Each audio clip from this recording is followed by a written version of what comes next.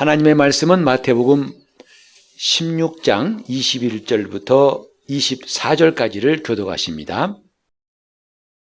이때로부터 예수 그리스도께서 자기가 예루살렘에 올라가 장로들과 대제사장들과 서기관들에게 많은 고난을 받고 죽임을 당하고 제3일에 살아나야 할 것을 제자들에게 비로소 가르치시니, 베드로가 예수를 붙들고 간하여 가로되 주여 그리 마옵소서, 이 일이 결코 주에게 미치지 아니하리이다. 예수께서 돌이키시며 베드로에게 이르시되 사단아 내 뒤로 물러가라. 너는 나를 넘어지게 하는 자로다. 내가 하나님의 일을 생각지 아니하고 도리어 사람의 일을 생각하는도다 하시고, 이에 예수께서 제자들에게 이르시되 아무든지 나를 따라오려거든 자기를 부인하고 자기 십자가를 지고 나를 좇을 것이니라. 아멘. 요 몇 주간 동안 계속해서 우리는 믿음에 대해서 함께 생각하고 있습니다. 과연 믿음이 뭘까? 여러분이 수십 년 신앙생활하면서 잘 안다고도 생각하지만 때로는 그 믿음이 뭐지? 라고 혼란스러울 때도 없지 않아 있었을 거예요. 믿음은 하나님 말씀에 대해서 전 인격적으로 반응하는 것이다. 곧 지적으로 동의하고 정서적으로 함께 공감하고 그리고 의지로 행동하는 것을 포함한 것이 이게 믿음이에요. 어느 한 부분 지적으로 안다는 거라든지 어느 집회 가가지고 감동돼서 마음이 뜨거웠다든지 그건 한 부분에 불과하죠. 이것이 다 머리와 몸이 각각 구분되지만은 떼을 수 없고 연결되어 있는 것처럼 이 지정의 세 가지의 반응이 다 연결되어 있을 때 그것을 온전한 믿음이라고 할 수 있습니다. 이걸 다른 말로 하면 예수님께서 말씀하신 바 마음을 다하여 하나님을 사랑하는 것이 믿음이라고 성경은 말하고 있습니다. 우리가 마음을 다한다는 거 참 좋은 것이고 귀한 것인 줄 압니다. 근데 과연 마음을 다한다는 게 쉬울까? 혹은 어려울까? 이걸 한번 생각해 보고 싶어요. 청춘 남녀가 서로 사랑한다고 고백하고 난 당신을 위해서 저 하늘의 별을 따다가 당신에게 주고 싶소. 또 내 목숨을 다하여 당신을 사랑합니다. 그 말은 다른 말로 하면 성경대로 한다면 마음을 다하여 이 말이거든요. 그런데 그 두 사람이 나중에 사랑하고 결혼해서 살다 보면 투닥투닥 다툽니다. 왜지요? 상대방이 뭔가 마음을 다하는 것 같지 않아요. 전에는 이만큼인데 좀 줄어버린 것 같고 이제는 형편없는 것 같아요. 그래서 서서히 이 속에서 불만이 생기는 거죠. 너 왜 정 같지 않아? 전에는 뭐 죽을 뚱살뚱 나 좋아하는 것 같더니 이제는 아니야. 식었어? 이렇게 하죠. 마음이 변했어? 그러죠. 그런데 마음을 다한다는 건 그렇게 쉽지가 않습니다. 사실 정확히 말하면 불가능하다고 저는 말씀드리고 싶어요. 근데 성경에는 불가능함에도 불구하고 마음을 다하여 하나님을 사랑하라 하셨으니 참 난감할 지경입니다. 할 수 없는 걸 하라는 것은 내게 도대체 무슨 뜻일까? 오늘 그것 좀 알아보려고 그래요. 마음을 다한다는 것이 무엇이 있어야 마음을 다하는지를 말씀드리려고 합니다. 우리는 예수 믿고 나서 착하게 사는 것에 대해서 관심이 많습니다. 선을 베풀고 선하게 사는 것. 말도 착한 말을 하고 악한 말을 하지 않고 세상 말하지 않고 거룩한 말하고 뭔가 이렇게 되는 것이 믿음이 자라고 있구나 라고 생각합니다. 그런데 오늘 제가 여러분에게 좀 충격적인 말을 하고 싶어요. 여러분 착하게 살려고 하지 마세요. 제발 부탁입니다. 착한 사람 왜 착하게 살지 말라고 제가 여러분에게 말씀드리냐면 우린 착한 사람이 아니에요. 근데 착하지도 않은 사람이 착하게 살려고 그래요. 이것부터가 모순이지 않습니까? 또 죄 짓고 사는 것은 나쁘기 때문에 죄 짓지 말아야지. 죄를 짓지 마. 죄 짓면 안 돼. 서로 경계하면서 그것도 그만두세요. 여러분 그런다고 해서 지금까지 죄 안 지었습니까? 회개할 때는 주님 마치 파리가 자기 이 손 비비듯이 제발 이번만 봐주세요. 다시는 죄 안 짓겠습니다 하면서 다음에 죄 안 짓던가요? 또 지었잖아요. 그러니 죄 짓지 말아야지. 착하게 살아야지. 이런 노력은 좀 그만하자 이 말이죠. 그럼 어떻게 마음대로 살자는 말입니까? 그건 아니죠. 자, 오늘 그래서 좀 이 말씀에 집중을 했으면 좋겠어요. 즉 우리가 이 상태에서 착하게 살려고 하고 죄를 짓지 않으려는 것은 별 의미가 없다는 거죠. 왜 그런가? 아담이 범죄한 다음에 모든 인류에 대해서 이제 대부분 신학에서 그렇게 말하죠. 인간은 전적인 타락이다. 모두가 타락했다는 것이에요. 그걸 성경에서는 뭐냐면 마음이 부패했다고 말하고 있어요. 우리 한번 같이 에레미야 17장 9절을 읽어보시겠습니다. 만물보다 거짓되고 심히 부패한 것은 마음이라. 누가 능히 이를 알리오마는. 어떤 만물보다도 거짓된 것, 또 심히 부패, 썩은 것은 뭐냐? 사람 마음이라는 거예요. 이때 마음은 감정만 아니라 지정의를 말하는 겁니다. 성경은 이미 부패했다고 했어요. 여러분, 아무리 좋은 음식도 상해버리면 못 먹어요. 재생할 수 없어요. 그렇죠? 상한 음식 아무리 가열하고 덮이고 삶아도 안 됩니다. 그럼 버려야 됩니다. 부패는 그런 뜻이에요. 뭐가? 음식이 아니라 마음이 심히 거짓되고 부패하다고 이미 성경은 말하고 있어요. 그러므로 아담 이후의 모든 인류는 이제 지정의, 이성, 그 다음에 감정, 의지가 다 완전히 부패했다는 것이 성경의 가르침이에요. 근데 우리가 착한 일을 하자, 그래도 예수 믿었으니까 이젠 죄 짓지 말아야지 하는 이런 노력은 말은 좋은데 실제로는 별로 의미가 없다는 거죠. 그건 우리가 많이 경험했잖아요. 해도 안 되더라 이 말이죠. 그러니 무슨 마음을 다하여 하나님을 사랑할 수 있겠습니까? 처음에는 갈등하다 나중에는 이거 지쳐가지고 까짓 거 나만 그런가 다 그러더라고 까짓 거 지금 알아서 해주세요. 자포자기 한다 이 말이죠. 관심도 없어요.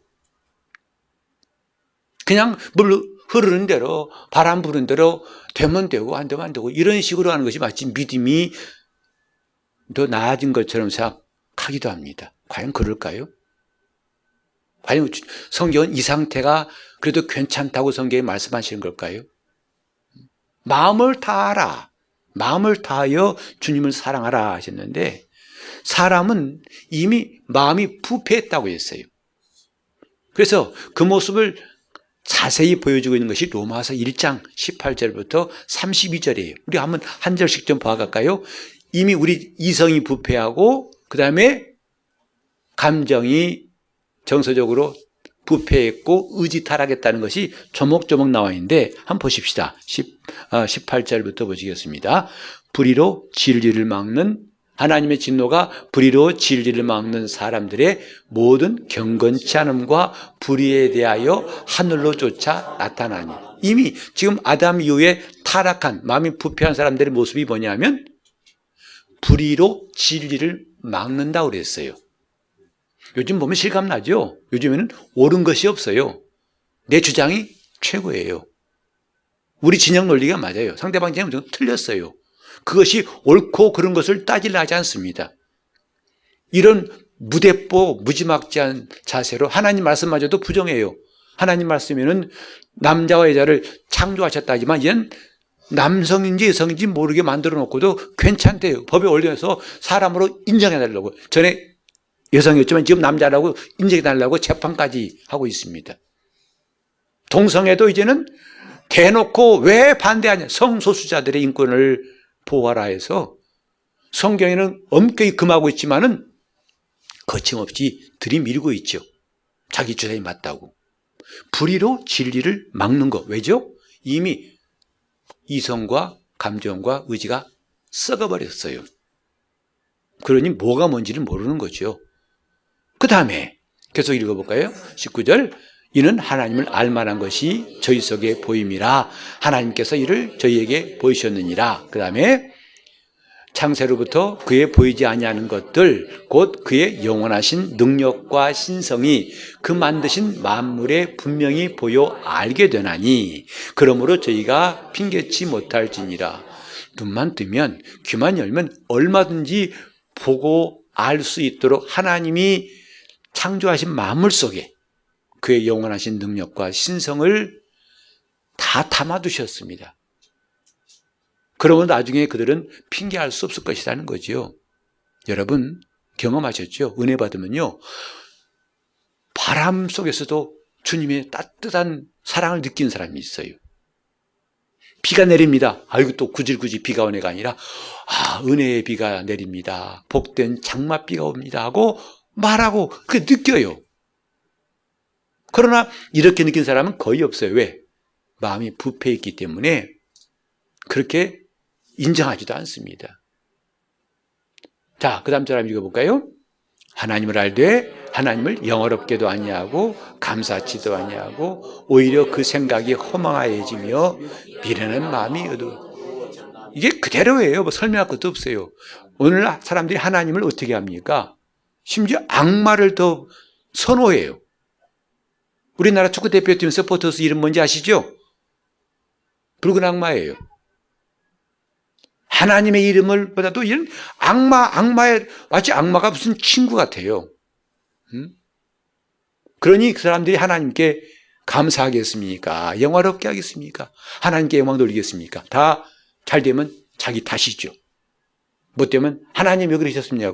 하나님께 원망하죠. 이게 뭐냐면 이미 부패한 인간의 실상이에요.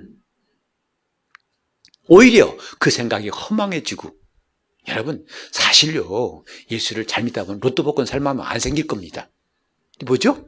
그래서 사요. 사가지고 체크한 다음에 일주일 동안 행복 기다립니다. 꽝 되면 허망하다. 그때가 허망하다고 그러죠. 누구는 몇십억 벌었다는데 그것이 허망한 생각들이래요. 또 미련한 마음이 어두워졌나니, 마음이 어두워요. 오늘 저와 여러분이 예수 믿기 전에 우리는 내 영이 불 꺼진 방 같았다는 거. 깜깜한 방이었어요. 빛이 안 들어왔어요. 자, 그 다음 절 볼까요? 그 다음 절에 스스로 지혜 있다나 우준하게 돼요. 그 다음에 썩어지지 아니하는 하나님의 영광을 썩어질 사람과 금수와 버러지의 형상의 우상으로 바꾸는 일. 정말 뒤죽박죽 엉망진창이죠. 그래서 요즘에는 미신이라는 것이 아주 유행이에요. 타로라고 해서 정식으로 등장했어요. 고상하게. 점치는 거 아닙니까, 그거? 근데 타로 전문가. 이게 아주 점쟁이도 고상하게 부릅니다. 타로 전문가라고. 오늘 이렇게 혼란스러운 것인데도 별로 그것이 혼란스럽게 느끼지 않습니다. 왜? 마음이 어둡고 허망해지고, 그 다음에 불의로 진리를 막는 일이 이젠 다반사가 되었어요. 무엇이 옳은지 몰라요. 32절까지 봐야 되는데 너무 시간이 없어가지고 제가 이쯤 보고 좀 넘어가려고 하는데, 여러분 집에 가서 좀 읽어보세요. 32절까지. 그래서 인간들이 그 다음에 무슨 일을 하는가? 거기 34가지인가가 나와요. 하나님 앞에서 인간들이 시기, 살인, 분쟁, 사기, 악독이 가득하고, 그래서 30몇 가지 나와요. 그게 다 어디서 나왔냐? 마음이 부패한 데서 나온 거예요. 그런데 그런 상태, 그런 마음이 아직 이 상태인데도 이런 본성으로 착하게 살자? 죄를 짓지 말자? 그런 노력이 무슨 의미가 있겠습니까? 어떤 조폭이 돈 벌었어요. 그래가지고 어떤 사람한테, 불쌍한 사람한테 100만 원을 줬어요. 그 사람이 선한가요? 그 선한 100만 원 준 것 그 때문에 선하다고 하진 않아요. 우리는 지금 하나님 앞에서 내가 애쓰는 거 좋아요. 마음을 다하라니까 우리는 언뜻 떠오르는 게 애써야겠다. 힘써야겠다. 안 되지만 힘써야겠다. 노력합니다. 노력이 나쁘다는 게 아닙니다. 오해하지 마세요. 착하게 살자. 그만하자고요. 죄짓지 말자. 그만하세요. 왜? 안 되는 걸 어떻게 쓸데없이 나중에는요, 자기 스스로 속아요. 예를 들어서 애당초 한두 번 해도 안 된 사람은 차라리 나아요. 왜죠? 아이고, 안 돼. 안 되는 줄 알고 포기합니다. 근데 더 불행한 사람은 뭐냐 하면 조금 노력하다 보니까 돼요. 뭐가? 죄를 하나, 10개 짓는 거 3개만 짓고 또 마음이 조금 착해져요. 그래서 이 사람은 점점 노력하다 보면 나중에 어떤 결과가 온지 아십니까? 자기 스스로가 속아요. 와, 나 착한 사람이야. 나 뭐가 되네. 나는 굉장히 가능성인 사람이야. 저런 사람하고 달라. 이렇게 착각할 수 있어요. 이게 성경에 나온 바리새인들입니다. 바리새인들은 상당히 노력한 사람들이었어요. 그리고 노력한 결과가 상당한 결과가 있었어요. 왜? 다른 사람도 인정하니까. 저 사람들은 의인이야. 착한 사람이야라고 했어요. 이거 속은 겁니다. 잠깐 도둑이 남한테 선심 썼다고 해서 그 사람이 선한 사람입니까? 도둑은 도둑이에요. 성경은 이미 선포했어요.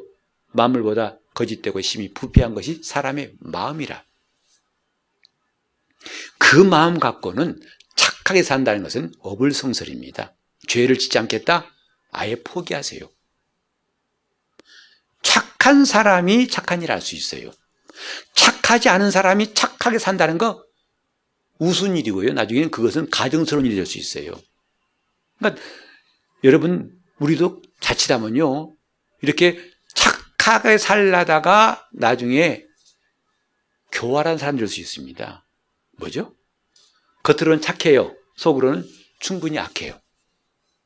겉으로는 미소 짓고 웃습니다. 아유, 그러셨어요. 아유, 어죽겠음. 속으로는 왜 그렇게 해서 말도 안 돼. 스스로 무덤 파고 있는 겁니다. 예수님이 이런 말씀하신 적이 있죠. 바리새인들 향해서 너희가 교인 하나를 얻기 위해서 산 넘고 물 건너가지고 하나 얻더니 배나 지옥 자식이 되게 한다 하신 말씀한 적이 있어요. 저는 그 말씀이 무슨 뜻인가를 오늘 아침에 좀 이해하겠더라고요. 차라리 이 사람이 불신자였다면 예수 믿기 쉬워요.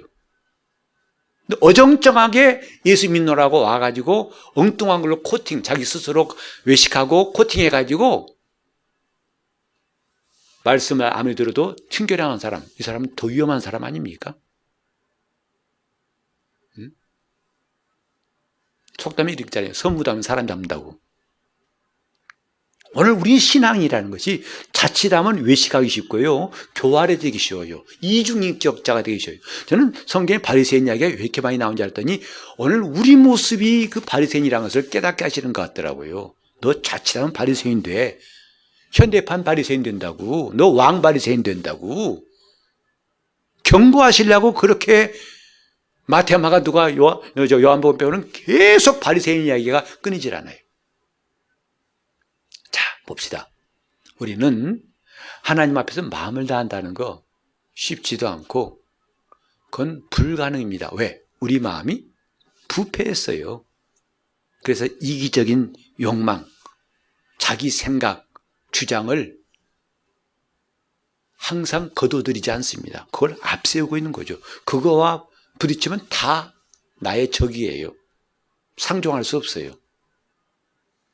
오늘 이런 것들이 우리 현 신앙을 알고서 좀 하나님 말씀을 대했으면 좋겠어요. 이런 바탕에다가 말씀을 들어서 그래 난 착하게 살아야 돼. 나는 기도해야 돼. 나는 말씀드려야 돼. 나는 뭐 해야 돼. 해보려고 하지만 작심삼일이 아니라 하루 이틀 만에 무너진 사람도 많습니다. 오늘 중요한 건 뭐냐면 이런 마음을 다한다는 것이 언제 가능하냐 하면 노력해서 가능한 게 아니고 자기를 부인할 때 가능하다는 것을 성경은 말씀하고 있어요. 자기를 부인하라. 자기 부인하지 않고는 마음을 다할 수 있다 없다? 소원은 있을지 모르겠지만 그것은 자기를 속이는 것에 불과하다는 거죠. 연기하는 것이다 이 말이죠. 마음을 다하는 것은 자기를 부인할 때 가능해요. 둘 다 부인하지도 않고 마음을 다할 수 있다? 이건 어불성설입니다. 남도 속이고 자기를 속이고 마침내 하나님까지 속일 수 있는 거예요. 마음을 다하라. 자기를 부인하라 이 말이죠. 그래야 마음을 다할 수 있고 지정의가 하나님 말씀에 전인격적으로 반응할 수 있다는 거예요. 우리는 수십 년 믿었지만 이런 내용은 별로 들어본 적 없잖아요. 그냥 열심히 하면 돼.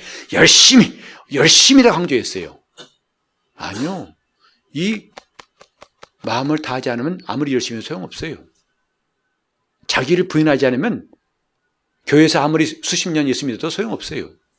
그 버릇 누구 못 줍니다. 우린 자기 부인, 제가 한번 자기를 부인하라 그러면 마음을 다하라 서로 바꿔서 해볼까요? 자기를 부인하라. 마음을 다하라. 마음을 다하라. 자기를 부인하라. 자기를 부인하지 않은 상태에서는 마음을 다할 수가 없어요. 여러분 아시잖아요. 자기를 부인하지 않으면 아까운 것이 남아있기 때문에 다 못해요. 그만큼 남겨두지. 마음을 다할 수가 없어요. 자기를 철저히 부인할 때만 마음을 다할 수가 있는 거죠. 자, 그렇다면 이제 자기를 부인한다는 것은 어떤 내용일까? 첫 번째 뭐냐면 나는 선하지 않다는 것을 인정해야 됩니다. 나는 선하지 않습니다. 혹시 이름 가운데 선자 들어가도 여러분 포기하세요. 이름뿐이지 실제는 선하지 않습니다. 하나님 말씀이 이미 우리에게 말했어요. 우리 한번 마가복음 10장 17절과 18절 볼까요? 마가복음 10장 17절 18절 시작. 예수께서 길에서 나가실새 한 사람이 달려와서 꿇어앉아 묻자오되 선한 선생님이여 내가 무엇을 하여야 영생을 얻으리까?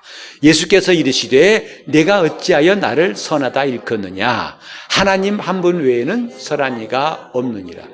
자칫하면 이 말씀을 보면서 예수님은 자신을 선하다고 하지 않으신 건가? 이렇게 오해할 수 있어요. 네가 어찌해 나를 선하다 하느냐? 그러면 난 선한 사람이 아니다. 이런 뜻이 될 수 있잖아요. 그게 아닙니다. 이 말씀의 밑바닥에 어떤 게 있냐면 다른 성경에 보면 이 사람은 사두개인이란 말이 나와요. 사두개인은 그 당시에 아주 부유한 층, 이른바 금수저들이에요. 돈이 많아요. 그래서 그들은 종종 가난한 사람에게 돈이 필요한가 봐 가져. 일부러 돈을 떨어뜨리기도 합니다. 주워가라고. 얼마나 사람 볼 때 선한데요, 그들이. 그런데 이 사두개인들이 볼 때 예수님이 결코 선하지 않다는 것을 지금 이 말 속에 드러내고 있는 거예요. 가시돋친 말입니다. 왜? 아니, 당신이 뭐 굉장하다고 하는데 사람들한테 뭐 한 푼도 주지도 않고 말로만. 그 뭐야? 우리처럼 뭔가 직접 이들에게 필요한 걸 주어야, 필요한 빵을 주고 돈을 줘야 선한 거지. 뭐 교훈한다고 다 선한 거야? 난 선한 선생님이여 라는 말 속에는 진짜 당신 선한 사람 맞아? 이런 비아냥거리고 비꼬는 말이 들어있는 거예요.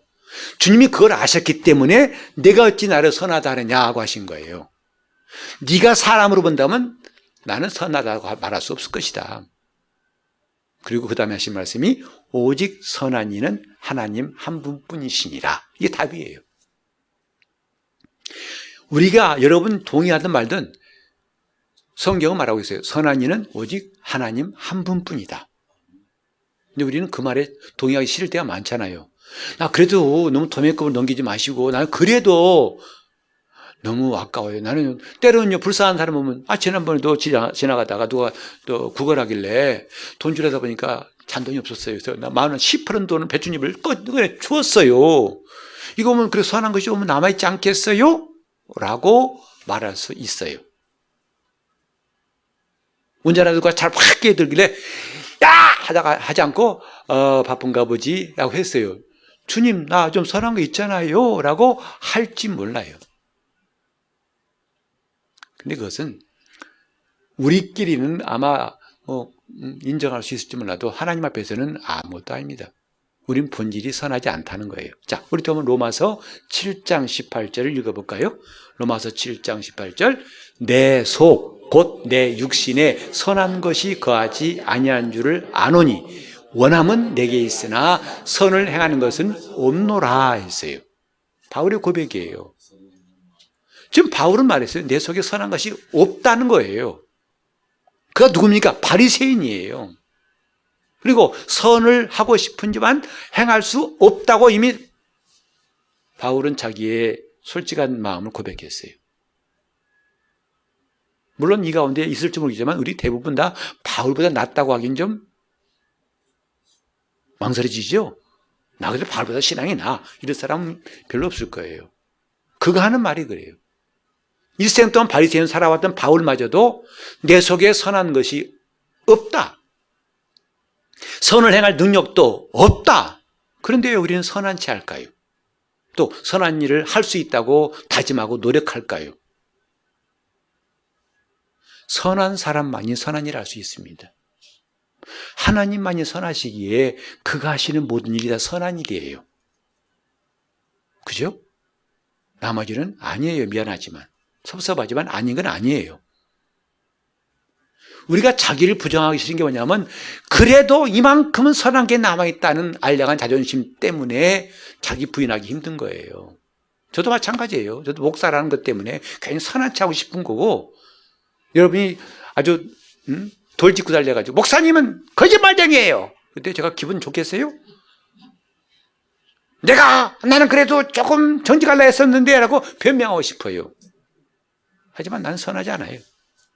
아까 말씀드렸잖아요. 성경에 만물보다 심히 거짓되고 심히 부패한 것은 사람의 마음이라. 솔직히 성경 앞에 나 정직하지 않은 거죠.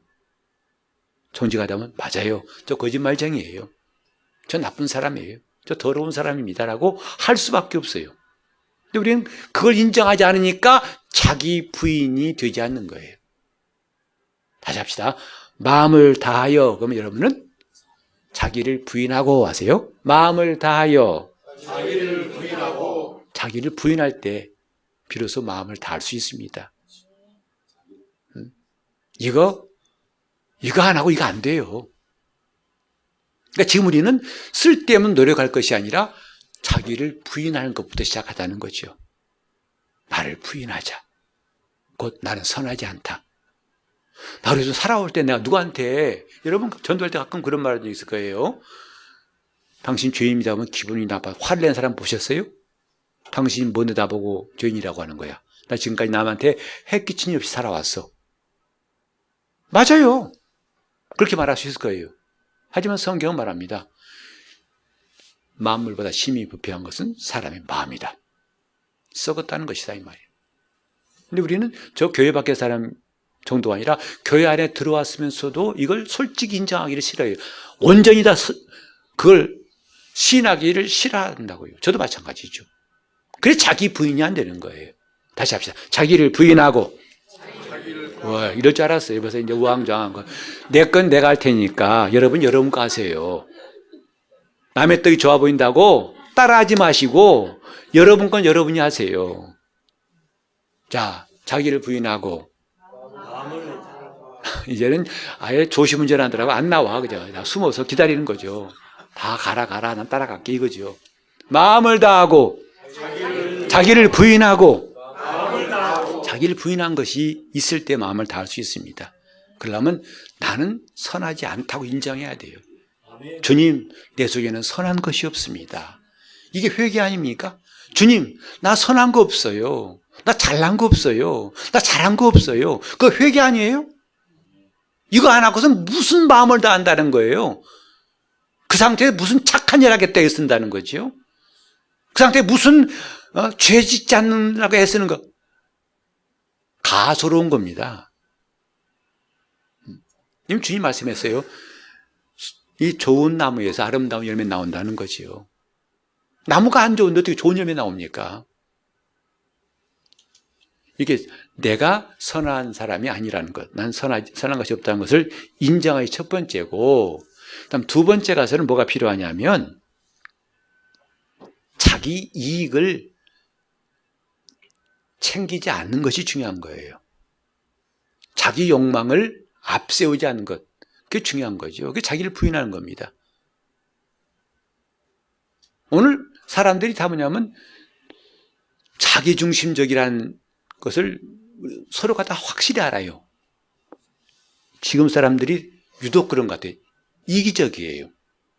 자기중심적. 즉 자기의 손해가 오면 무조건 그건 싫어해요. 그게 자기 이익을 추구하는 자기 이익이 첫 번째 되려고 하는 것이 바로 뭐냐면 부패한 마음의 특징이에요. 근데 신기한 것은요, 은혜 받으면 그런 욕심이 사라진 거 이런 경험하셨잖아요. 10년이 건강하면요, 건강한 사람 남에게 주려고 그래요. 아픈 사람은 뭐죠? 병든 사람은 받으려고 해요. 그래서 병원 신방 갔더니 그러더라고요. 목사님, 제가 아이가 몇이 있는데요.